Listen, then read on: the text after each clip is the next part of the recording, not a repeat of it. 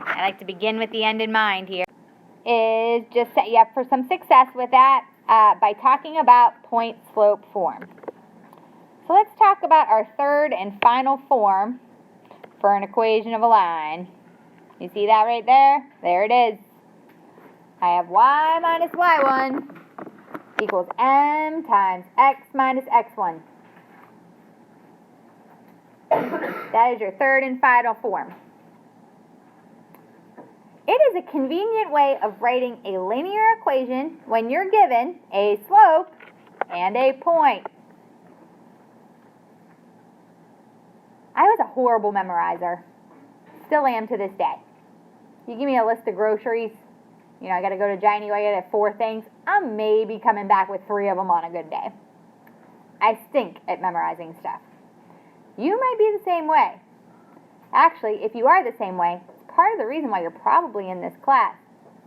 To be honest with you, math people, not always the best memorizers. You want to know why? I will tell you. It's because we got to know why things work the way they do. True story. So, you're going to take this class next year. At some level, it's going to have the word trigonometry in it. No matter what you take next year, you're taking something that's got trigonometry in it. Fun fact, there's a topic in that class. It's identities, trigonometric identities. And my teacher was like, hey, memorize these. I was like, oh, no. I couldn't. They wouldn't go in. So what did I have to do? I had to figure out where they came from. And once I figured out that sine squared theta plus cosine squared theta equals 1 was just a doctored up version of the Pythagorean theorem, I was good. It stuck. So out of respect for you, I think some of you think the way I do. You got to figure out where something comes from to really understand it. Memorizing just doesn't get it in there. So, with that in mind, sorry, that was a super long segue. But what I need to tell you, I'm going to ask you a question, pretty high-level question. You ready? You look ready. Friday night's period. Yeah, you want to answer high-level questions, right? If you're looking at this, y minus y1 equals m times the quantity of x minus x1. That is actually slope in disguise. Ooh. Does anybody see it hiding in there? Can anybody tell me where? Any volunteers? Ooh, I got 2 hands. Okay, so go ahead, Nicholas. Let's see what you got. I was going to say that the y1 and x1 equal the x and y intercept, and that whenever you put the m into the x minus x1, you get to that max. We actually can't assume that x1, y1 is an intercept. Everett, you are next. Because slope equals the change of y over the change of x, and if you divide x minus x1 on both sides, you would get 1. Wow. Is that what you were going to say, Elizabeth? Yeah, nailed it. Okay, so think back to chapter 1.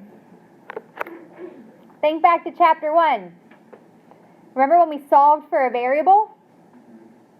If we got this m by itself, so I'm going to drop this down here. If we solve this equation using our crazy algebra 2 skills that we got in chapter 1, if we got this m by itself, whatever it is saying is we'd be dividing both sides by x minus x1. Oh my goodness. He started his explanation by describing slope as a change in y over a change in x. Spot on accurate. So what he noticed was, basically what we have here is a y2 minus a y1 over an x2 minus an x1. So if you're a person who is like, this formula looks like Japanese upon first walking in the room today, like you're like, wow, am I ever going to remember that? It's just slope. That's all it is. So I hope that helps you remember the formula. All in all, we have 3 forms for our equation of our line.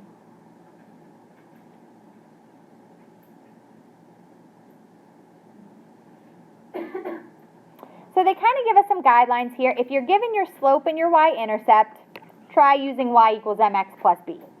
If they give you your slope and a point, try using point-slope form. If you're given just 2 random points, the first thing you're going to want to do is find the slope, then use point-slope form, and then convert it to y equals mx plus b. That's what we're going to do today in class.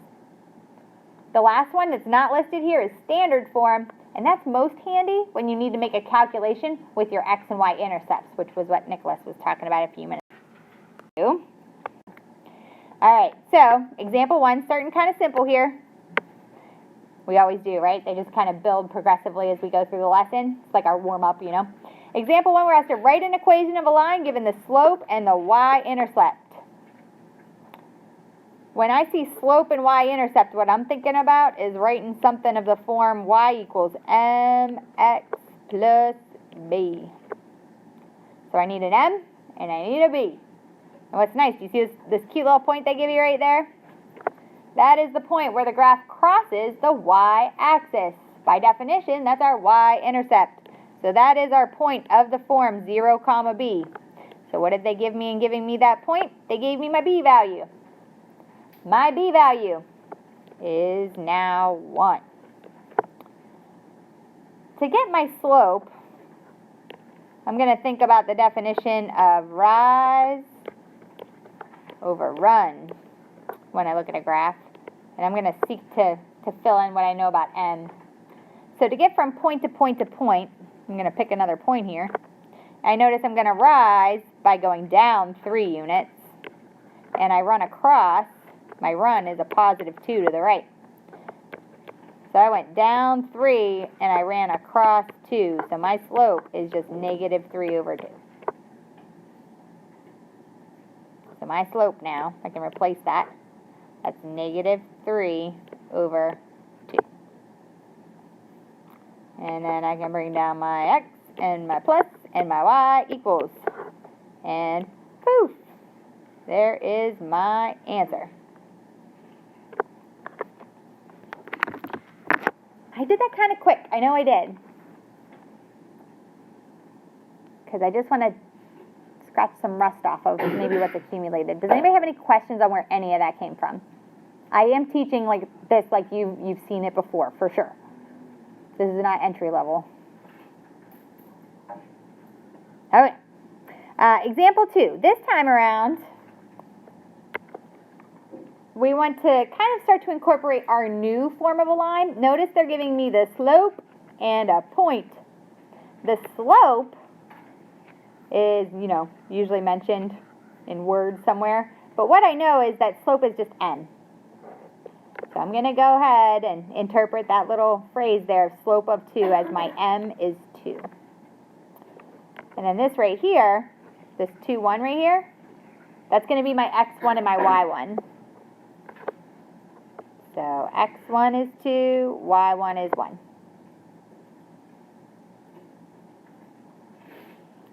So if I'm thinking about using my brand new form today, I'm going to use y minus y1 equals m times x minus x1.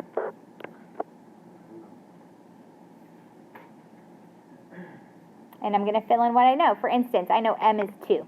So where the m is, I'm going to put a 2. I don't know what x is, but I know what x1 is. x1 is also 2. I don't know what y is, but I know what y1 is. y1 is 1. So I filled in what I knew about m, x1, and y1. Now, usually they're going to want us to go one step further because we have to graph these or do something else.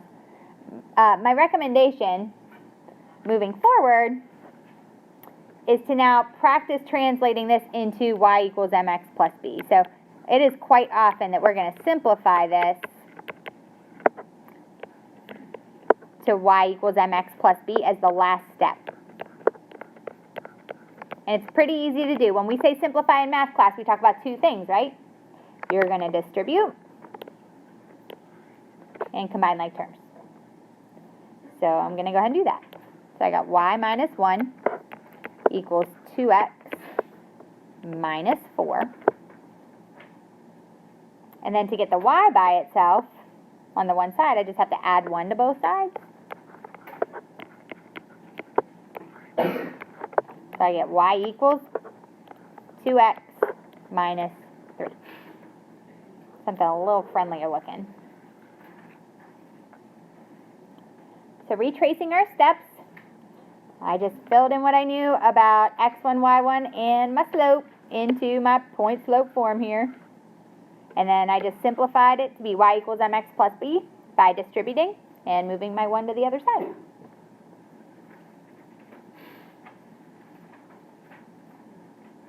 Okay. With it, it's got some nice applications there. Okay, your goal, so I wanted to go ahead and apply this now.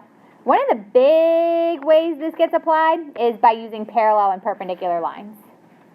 So in part A of this, what they're asking us to do is write an equation of a line that passes through the point negative 1, 1.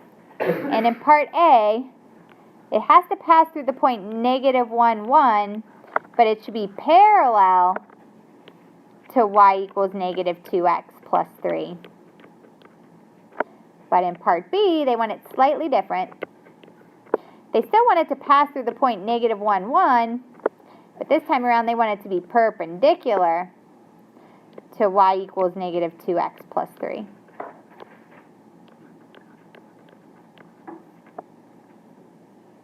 So I have a part A and a part B. My people, I have to tell you, the first thing I do when I write the equation of a line is I figure out what m is supposed to be, like always. So my first step on both of these problems is going to be to figure out what my slope is supposed to be. So let's take a look at part A. This time around, I'm supposed to be parallel to the line y equals negative 2x plus 3. I'm supposed to be parallel to that line. What do we know about slopes of parallel lines? Go ahead, Zach. They are equal. They are the same. Nice job. So, hey, Zach, can I have you go one step further? What would the slope in part A be? Nice. Where'd you get that number?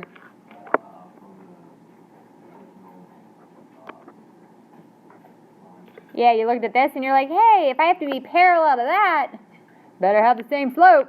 In other words, they have to tilt in the same direction. So they do have to have the same value for slope. So that's step 1. Step 2. Hey, check it out. I'm going to use point slope today. Point slope form. I have a slope. Oh, look, I have a point. So I can do point slope form. So I'm going to do that. Learn something new. Might as well use it. Okay, so I got y minus y1 equals my new m. Don't forget your new one that's coming down in there. Times x minus x1. Minus a minus is just a plus. That is an equation of a line. If we follow the guidelines in our book, you could stop here. However, real teachers don't teach from the book. They teach from the heart, right? Teaching from the heart here, people. It's pretty rare that you're going to see that ever in your life in that form and be done. So in my personal experience with SATs, with teaching other courses above this one, we don't really write it like that. You're going to go one step further, write it in y equals mx plus b. So, we got negative 2x minus 2. That's me distributing, by the way. And then I would go ahead and I would add 1 to both sides. And negative 2 plus 1 is negative 1. Okay, here's what's kind of cool about this. Going that one extra step further, you could check this pretty easily in your calculator. It's actually kind of fun. You would let this be y1 in your y equals screen. And then down here, you would let this be y2 in your y equals screen. Graph them. They would make 2 parallel lines. So it's very checkable. Like if you're taking your quiz on Tuesday and you're like, is that really parallel? You could definitely throw it in there and check it real quick, super fast. So that's the advantage of going that one extra step.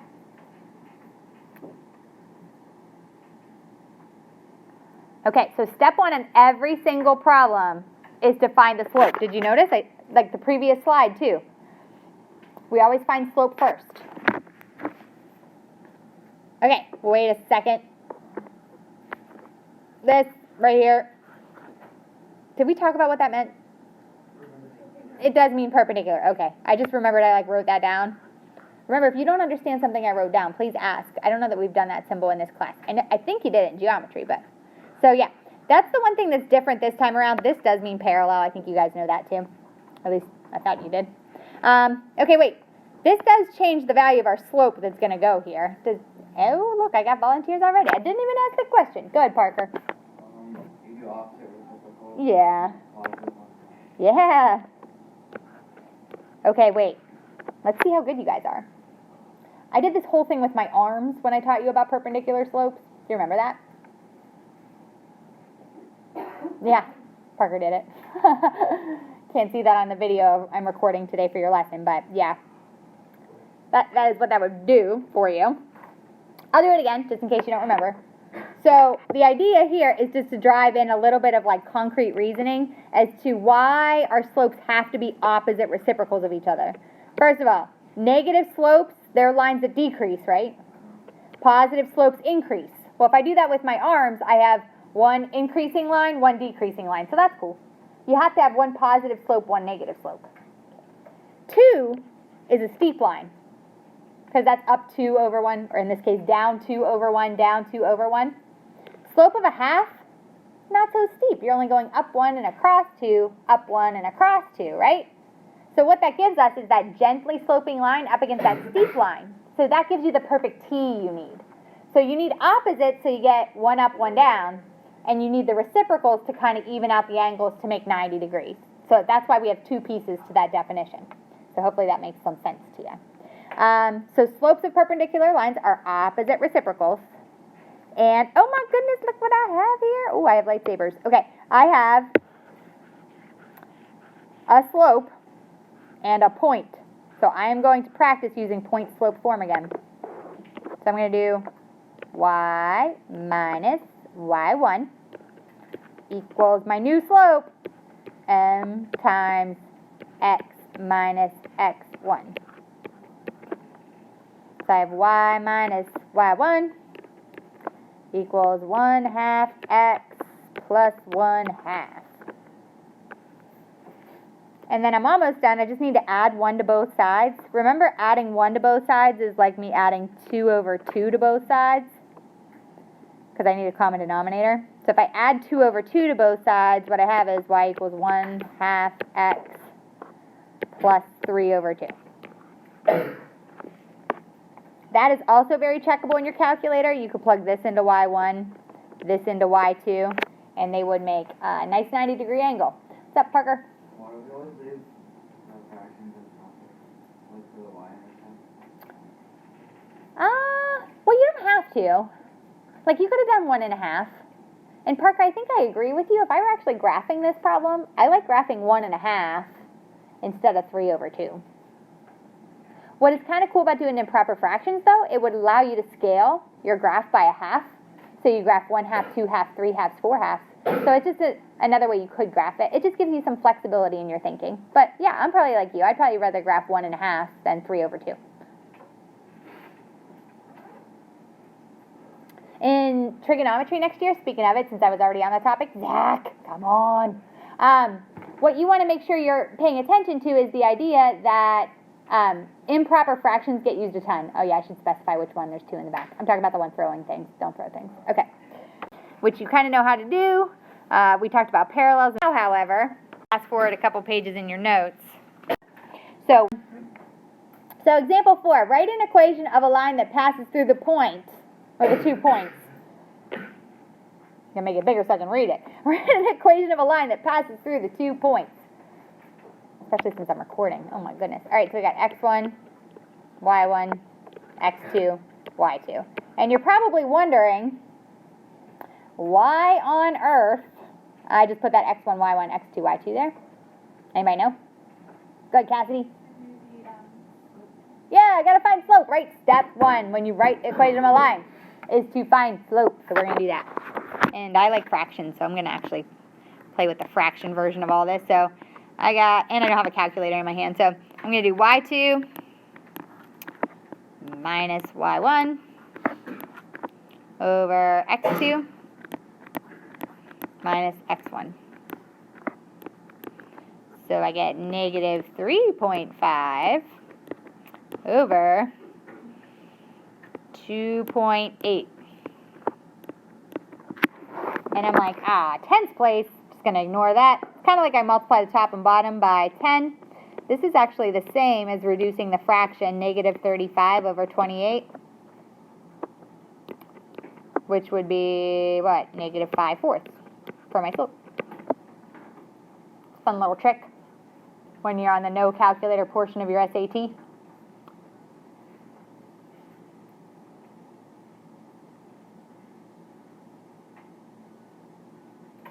So that's step 1. Okay, wait. I'm trying to teach you point slope today. So look what I have. I have a slope right there. And I have a point, x1, y1. Does it matter which point you pick?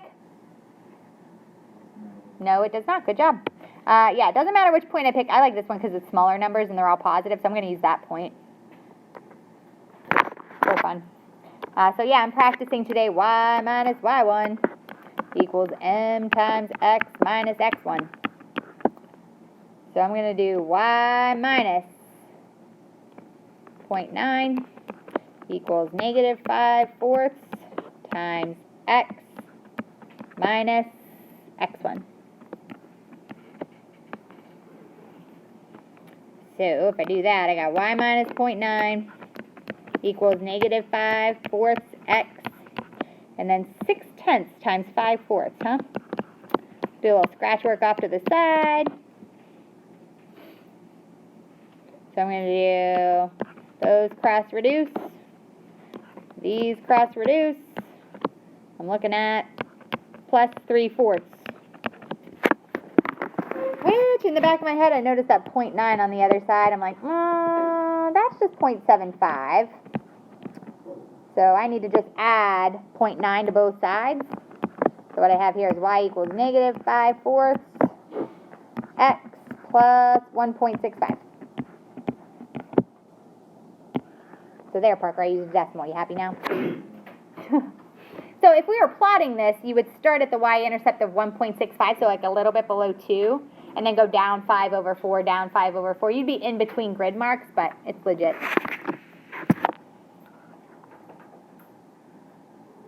All right, that was our lesson on point slope form today. Look at all those applications of it. You know, we just could write an entire equation for it to take a few minutes. There's a chart here, right? Kind of looks like that. Not that we need to fill this out. I just wanted to draw your attention to it because it's a nice way to talk about our goal for today's lesson. Our goal for today's lesson is to take some time to really understand 3 forms of a line: slope-intercept form, standard form, and point-slope form. By the end of the lesson today, you're not only going to have a really strong understanding of a brand new form called point-slope form, but you're also going to have a really good understanding of the drawbacks and the benefits of each of the 3 forms. So the idea for today is not just to get you good at equations, but for you to understand when to appropriately utilize some tools. And that's always one of our mathematical behaviors that we strive for as we improve our ability to achieve at math at a high level. And wrap up this lesson with a little comparing and contrasting. So when you look at this chart, in the first blanks here, you're giving me the forms of the equation. Try to do this without peeking. See if you memorize the forms already. So what does slope-intercept form look like? What does standard form look like? What does point-slope form look like? And then when you think about benefits and drawbacks, what I mean by that is, like, when is slope-intercept form super helpful to use? What are its advantages? Drawbacks are, when is it a pain? Like, it's not so helpful in helping me find what about my graph? That's the kind of thing that you want to think about. When is it helpful to use, or what is it very obvious with, and what, like, the drawbacks would be like, what is it not as helpful with, okay? All right, and then you can work on this little conclusion chart with your friendly neighbor. I'm going to walk around real quick and check your homework.